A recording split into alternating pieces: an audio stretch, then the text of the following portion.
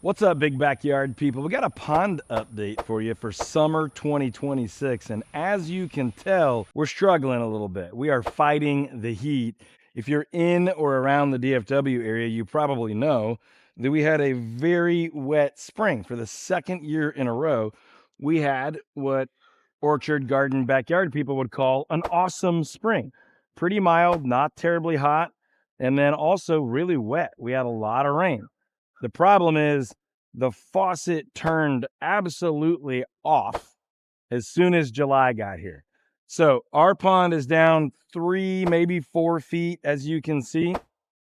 You can see the green vegetation line of where the pond level was really just probably 6 or 7 weeks ago. And in a matter of weeks, it's dropping that much. So there are some positives to this, but it's mostly just flat out negative. We don't want the pond to dry up. We stocked it with fish this February, and I am concerned that we're going to lose those fish. So I'm going to tell you here in just a second what I'm doing about it. But let me pause and just tell you, I'd love to know your suggestions or your ideas or your objections to what we're doing down in the comments. If you have thoughts on how to retain more water, how to add more water, capture more water, let me know. I'm going to tell you what we're doing here in just a second. But right now, really quickly, I just want you to see part of the pond and putting it in was to have fish stocked. The beauty of it, to irrigate things around it and to draw in wildlife. So if you come in quickly on the camera, you can see along the bank the amount of activity in this soft mud from birds, what looks like raccoons, probably our neighbors' cats and dogs a little bit as well, mostly cats. But that's working. And the encouraging thing here is I can see the amount of activity from these egrets and herons and birds and ducks and things. So that's a positive. It also helps some of these plants develop stronger, more mature root systems as they chase that water down, and they'll be healthier in future years. You can see some of the exposed roots over here on the south side bank. That's from some of these cottonwood trees mostly, but also from some of these smaller fruiting plants that are very, very new around the bank.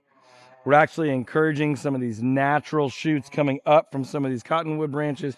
And these are actually peas and beans where we just cast some of those seeds out and they're shooting up pretty naturally. We're going to stay focused on the pond, but there's all sorts of cool stuff happening back there as well.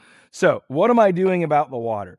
I think I've told you in a couple of other videos that most of the gutters on our house and all of our pool deck drains feed into a pump, and that pump used to pump out to the ditch and away from our house. This year I flipped it.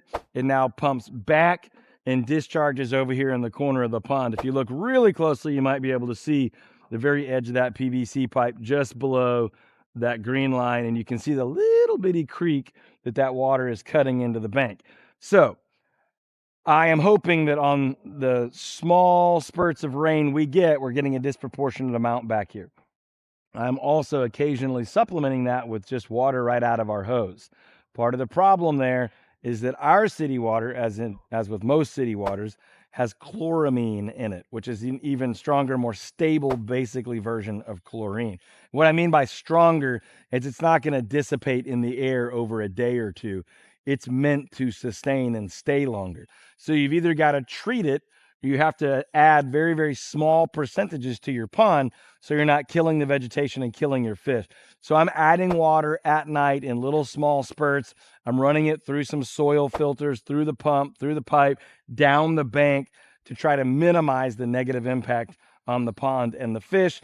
And then I'm looking at putting some pond conditioner, some water treatment in the pump basin to treat this. So let me know in the chat what you might do differently.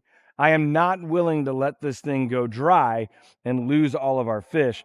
I really want to fight to keep them this year, but I don't want to kill them by adding chemically treated water. So let me know what you would do. That's what I'm doing. I'm looking at adding a water conditioner that would nullify or deal with that chloramine. I'm also looking at adding small enough amounts that we can maintain the current water level, not necessarily refill it, but not let it go any lower than it is. So that's what's happening. But we know the fish are still doing well. If you come out, we might be able to see a little bit of fish activity right now, but we need a little more aeration. So I'm just trying to stir the water and churn the water. And we are seeing the fish jump and move a little bit. So we do know we've still got them. We're seeing the dragonflies. We're seeing the birds. We have the full ecosystem still doing well. We have some algae growing on the pond, which can both help and hurt aeration. But that's the status update on the pond for late summer 2026. We cannot wait for temperatures to drop and for some rain to return. That will help everything out here, but especially the pond. So that's what we're up to. Hey, if you want to buy or sell a property with a pond, you want to figure out how to add a pond to your property, that's what we do. We specialize in helping people buy and sell big backyard or small acreage properties where things like this and dreams like this can come true. And then, of course, we have a vast network of vendors and friends that can help you with things like this as well. So if you've got advice for me, let me know in the comments. If we can help you, my contact information is below the video, and we're happy to engage with you in whatever way you're comfortable with: a text, an email, a chat on the website, or obviously just call the office and we'll take care of you there. Hey, check out the other videos on the channel, and we'll talk to you on the next pond update.